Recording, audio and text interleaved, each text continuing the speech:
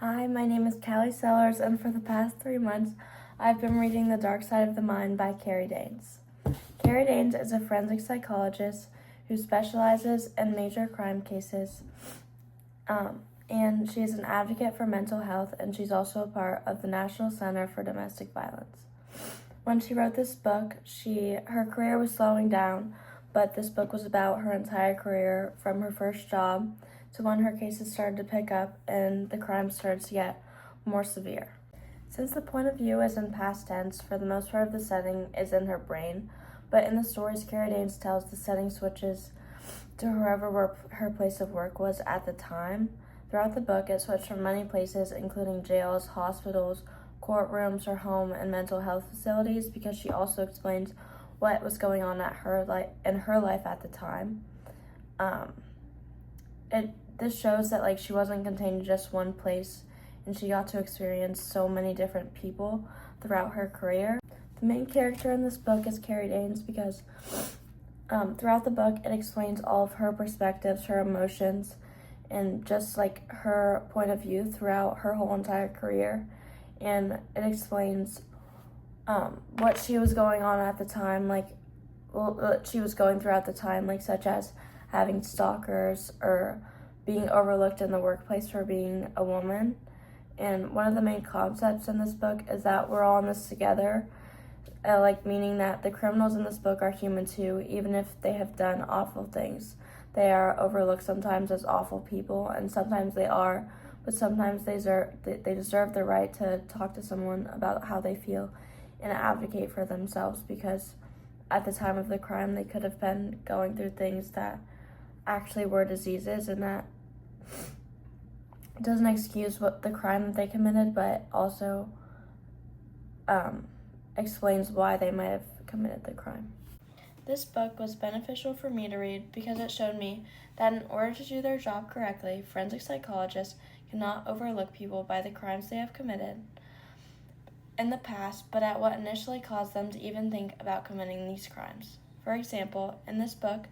Danes uses an example of a case of a wife who killed her husband, but little did she know that that woman had been abused by her husband for years prior. Not that this makes her crime any better, but it gives an explanation as to why she would have committed this crime to help future women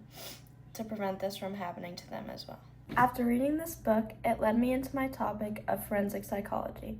which led me into my guiding question of what is the psychological aspect of forensics and how does it get assessed to figure out what is going on in the minds of the people committing crimes, which also led me into my thesis statement after researching many sources about forensic psychology of when looking at forensic cases, it is crucial to look at the psychological aspects of the criminal to be able to understand why crimes are happening and how to prevent similar crimes in the future. The history of forensics is something that many people hear about, including the cases of people that are known worldwide, but what they do not often hear about is the mental aspect of what goes on in people's minds. For example, the case of Ted Bundy. Ted Bundy, a serial killer and rapist, was one of the most notorious criminals in the late 20th century, admitting 30 murders of women. He was arrested in February of 1978, receiving 3 separate death sentences for his murders. Although when brain scans were done on Ted Bundy, there was seemingly nothing wrong, it was eye-opening to me when reading the article about him that they mentioned about his childhood. When he was younger, he was fascinated with knives and was also known to pick apart mice in the woods and try to drown people while swimming or boating. This leads me to believe that there was something psychologically wrong with him, and there were signs of him being a serial killer that many people fail to believe. In many cases, criminals are not fully understood and do not get the research and attention needed. In one of my cartoons that I researched, it depicted a judge holding a scanner up to the defendant's head, which illustrates just opposite of what technology is today in the courtroom. The opinion of the cartoonist is that we need that type of technology in the courtroom because what we have now is not good enough for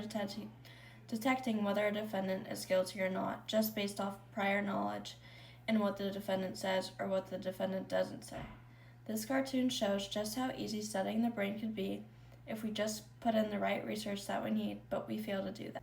There are many signs that can be seen in psychopaths to prevent more criminal cases from happening in the future. In the documentary I researched, Real Life of Psychopaths by Robert Hare, it displays interviews from real-life psychopaths and also incorporates professionals talking about different characteristics of psychopaths that can be detected, such as manipulation, charm, or showing or displaying to be completely normal. These signs can be used to prevent psychopaths from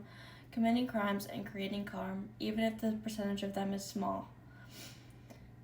The damage they could cause could be absolutely detrimental to society. Looking at forensic psychology as a whole, it is clear based off many sources that I have researched over this project that the forensic aspect does not get near as much attention as it should, and that to protect the lives of many, it is necessary that we analyze the brain of criminals for the protection of our society.